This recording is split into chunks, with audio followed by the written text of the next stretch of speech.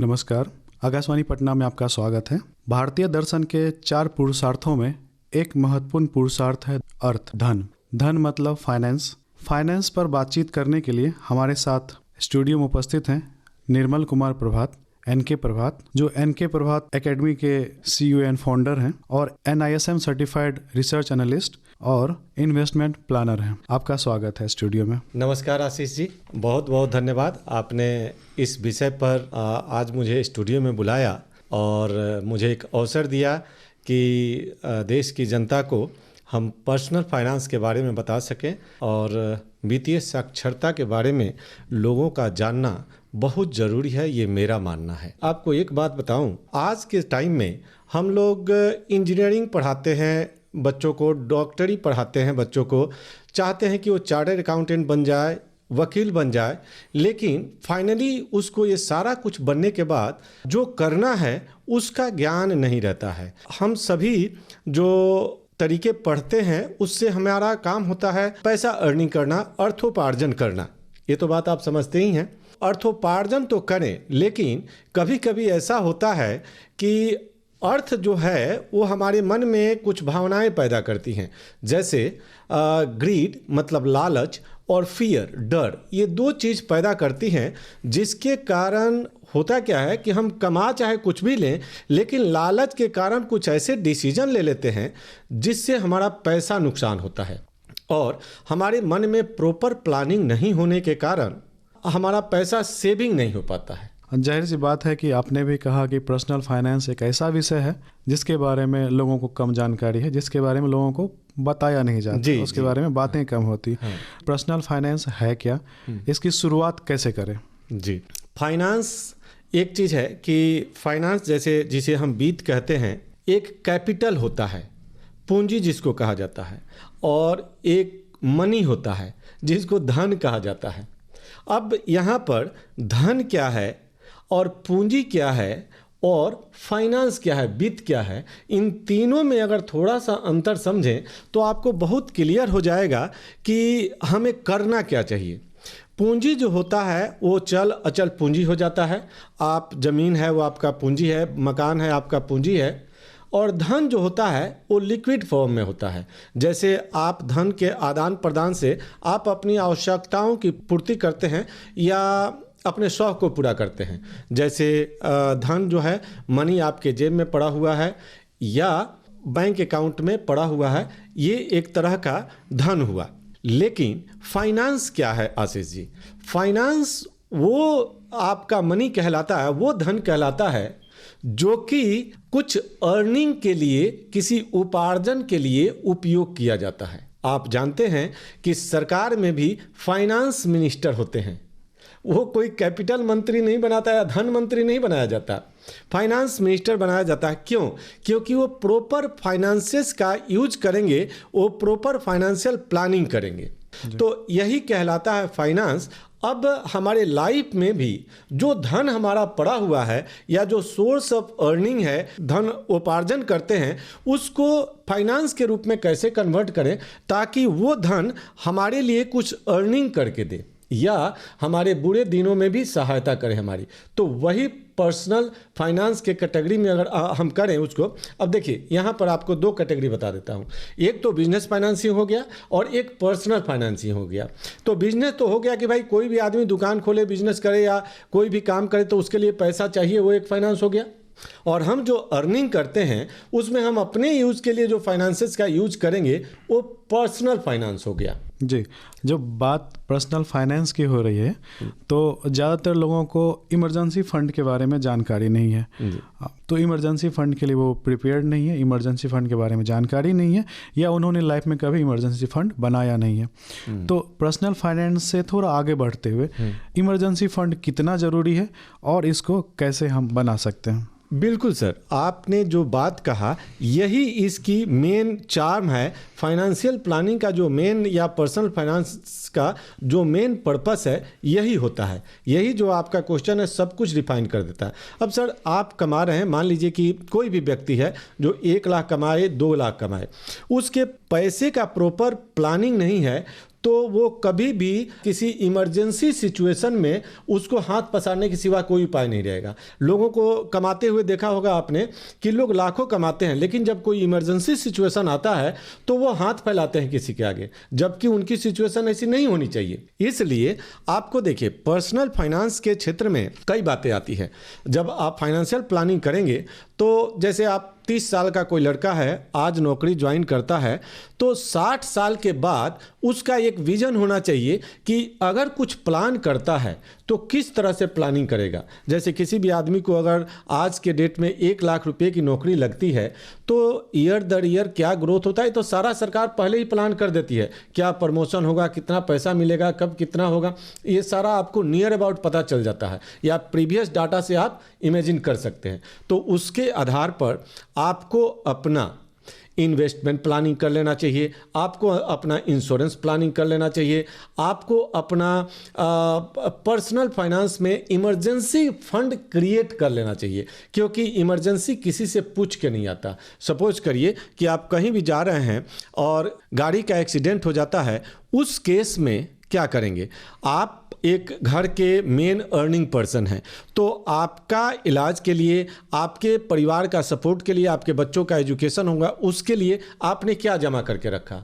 अगर आपने ऐसा कोई फंड नहीं बनाया तो निश्चित रूप से आपको ज़मीन बेचना पड़ेगा, घर बेचना पड़ेगा, क्योंकि परिवार को सपोर्ट चाहिए, आपका इलाज चाहिए। तो ये बहुत ज़रूरी है कि एक इन्वेस्टमेंट प्लानिंग के साथ साथ एक इमरजेंसी फंड जो आपातकाल वित्त होता है, आपातकाल के लिए धन होता है, उसी को इमरजेंसी फंड कहते हैं, अपने अर्निंग में से ऐसे कर्टेल करके रखिए कि वो भी ग्रो होते रहे। That is called emergency fund. और इमरजेंसी फंड को हमेशा छेड़ा नहीं जाता है, वो हमेशा के लिए रखा जाता है। गाँव में या किसी भी परिवार में औरतें सोना बड़ा प्यार से रखती हैं। सोना का एक क्या मतलब है? लोग कहते हैं कि इन्वेस्टमेंट नहीं, वो उसका इमरजेंसी फंड है। लेकिन इसी को अगर आप एक एजुकेटेड भाषा में यूज करें तो अपने से एक इमरजेंसी फंड बनाना चाहिए। जी, आपने अच्छा कहा कि सभी लोगों को अपना एक इमरजेंसी फंड बनाना चाहिए। ज़्यादातर इन्वेस्टमेंट के अगर क्षेत्र में हम आते हैं और इन्वेस्टमेंट के बारे में बात करते हैं, सामान्य तौर पर देखा गया है अगर इन्वेस्ट करना है तो हम सोना में इन्वेस्ट करते हैं, या ज़मीन खरीदते हैं, या फ्लैट खरीदते हैं। इससे इतर अगर हम जाएं तो हमारा इन्वेस्टमेंट किस तरह का होना चाहिए, थोड़ा विस्तार से बताएं। अच्छा, तो आशीष जी, ये एक क्वेश्चन बड़ा ही मज़ेदार है मेरे लिए, और मुझे बड़ी खुशी होगी हमारे श्रोताओं को ये बताने में कि सोना एक इन्वेस्टमेंट के लिए लोग यूज करते हैं। लेकिन देखिए, मेरा मानना एज ए इन्वेस्टमेंट प्लानर कि सोना या चांदी जो प्रेशस मेटल्स हैं, इसमें आपके टोटल पोर्टफोलियो का 10 to 20%, इससे ज़्यादा इन्वेस्ट करना अक्लमंदी नहीं है, चालाकी नहीं है। आप शौक के लिए अगर चेन रखते हैं, रिंग्स रखते हैं, तो ये शौक के लिए एक आध गहने लीजिए। अब इसको इन्वेस्टमेंट में मत गिनिए, क्योंकि वो घिसेगा, वो एक तरह से यूजेज है।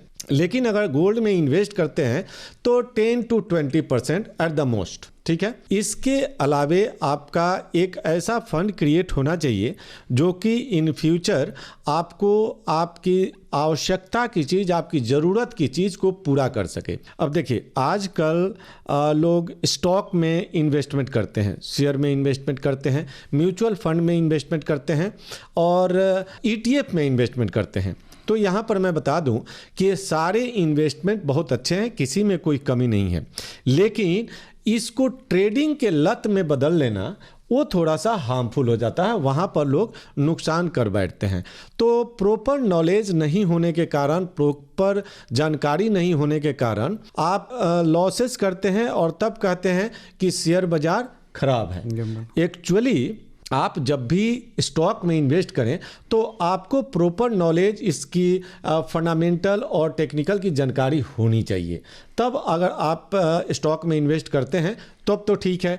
अदरवाइज जो लोग म्यूचुअल फंड में इन्वेस्ट करते हैं वो एक बेहतर ऑप्शन हो सकता है। और आज के डेट में उससे भी एडवांस वर्जन ETF है, जो कि एक्सचेंज ट्रेडेड फंड कहलाता है। जी, तो ये देखा गया है कि 2020 के बाद, यानी कोरोना काल के बाद, ट्रेडिंग की लत बढ़ गई है। और जैसा सेबी का रिपोर्ट भी है, लगभग 95% लोग ट्रेडिंग में लॉस करते हैं। तो इसके बारे में आपका क्या कहना है? आप बिल्कुल सही बात कह रहे हैं। 2020 के बाद जब लॉकडाउन हुआ तो लोग घर में बैठे।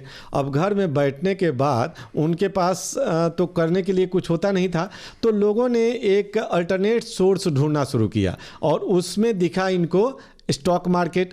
अब स्टॉक मार्केट में एक्टिविटी बढ़ी तो बिना जानकारी का लोग स्टॉक मार्केट में ट्रेड करना शुरू किए और ये एक ट्रेडिंग उनका जो हुआ एक लत में बदला।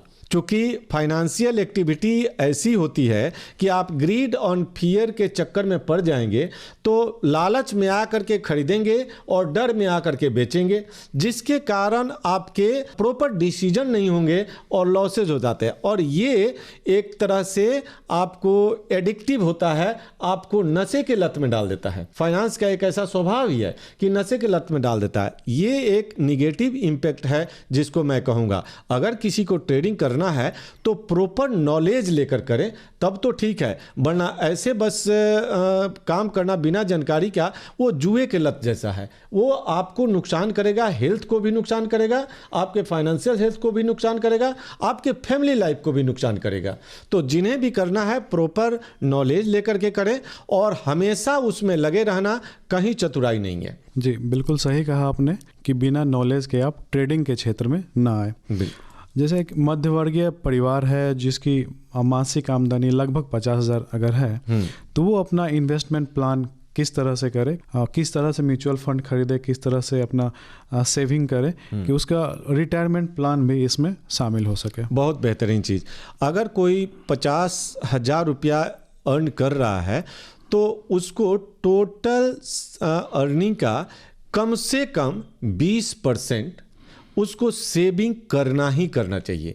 टोटल अर्निंग का 20%। अब इसमें कितना हो जाता है? नियर अबाउट 10,000 रुपया। तो 10,000 रुपया ये बहुत बड़ा अमाउंट नहीं होता है और आपका इससे आपके पर्सनल लाइफ पर बहुत ज़्यादा इफेक्ट नहीं पड़ेगा। और 10,000 रुपया अगर SIP के रूप में और अगर ट्रेनिंग लेकर के प्रॉपरली करते हैं, SIP भी करते हैं सही से सीख करके, म्यूचुअल फंड हो, ETF हो, सीख करके करते हैं प्रॉपर ट्रेनिंग लेकर के, तो आपका ये बहुत बेहतर रिटर्न देगा। और अगर 20 साल की बात करें तो 20 साल में एक बहुत अच्छा कॉर्पस बनाएगा। आजकल इंटरनेट पर SIP कैलकुलेटर हैं, आप इंटरनेट पर खोज करके SIP कैलकुलेटर उसमें देख सकते हैं कि कोई फंड अगर 15% का रिटर्न दे रहा है, 20% का रिटर्न दे रहा है तो 20 साल के बाद आपको क्या मिलेगा, 30 साल के बाद आपको क्या मिलेगा। और जनरली आदमी को इन्वेस्टमेंट करना चाहिए और इन्वेस्टमेंट वही करना चाहिए जितना आपके पास एक्स्ट्रा फंड है, न कि आपके ज़रूरत की चीज़ों को काट करके इन्वेस्ट करना चाहिए। तो वो 20% एक जस्टिफाइड है। हमारे स्टूडियो में आए, हमारे श्रोताओं को इतनी अच्छी जानकारी दी, आपका बहुत बहुत धन्यवाद। धन्यवाद आशीष जी, ये मेरे लिए बड़ा सौभाग्य का बात है।